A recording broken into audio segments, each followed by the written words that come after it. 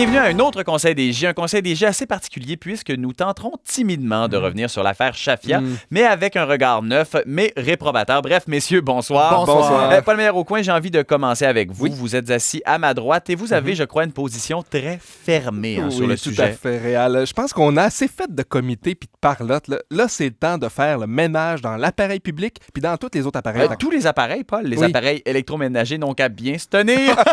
Je me tourne vers vous, Yvan Piquette. Ben honnêtement, là, moi, j'ai encore de la misère à me dire qu'une personne qui s'appelle Touba Yaya puisse être méchante. Ben, imagine là, si on avait ça ici, des Touba Gosselin, des Touba Thibault, il y aurait même des Touba Piquette. Là. Mais sinon, là, moi, je pense qu'on devrait tout simplement privatiser la DPJ. Oh, ça, vous allez jusque-là, Yvan, j'en ai le souffle coupé. Ben, le reportage de l'émission Enquête a été assez clair. Hein? La DPJ a été appelée 2 fois pour intervenir chez les Chafia, puis ils n'ont rien fait. Effectivement, Yvan, vous touchez un point, mais il faut dire que c'est surtout un problème entre fonctionnaires anglophones et francophones, selon le même reportage. Là, C'est avant tout un problème de fonctionnaires, je pense. Yvan a raison. Là. Pourquoi donner au privé la chance de transformer en profit puis en succès des familles de pas d'allure? Tu sais, TVA nous a prouvé qu'il y a un gros marché pour ça. Privatiser la DPJ. Tout à fait. On y avait pas pensé, mais ça tombe sous le sang. Je pense que Paul a une vision cynique de la chose. Imaginez plutôt des entreprises en concurrence dans le noble but de s'occuper des enfants maltraités et de s'assurer qu'ils puissent trouver un foyer ici ou encore aux Philippines ou en Indonésie.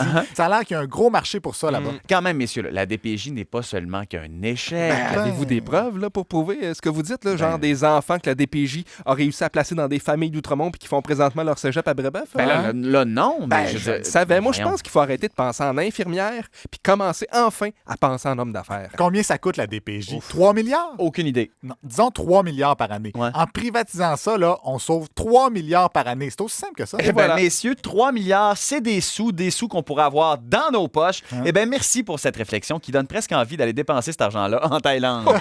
Le pornographe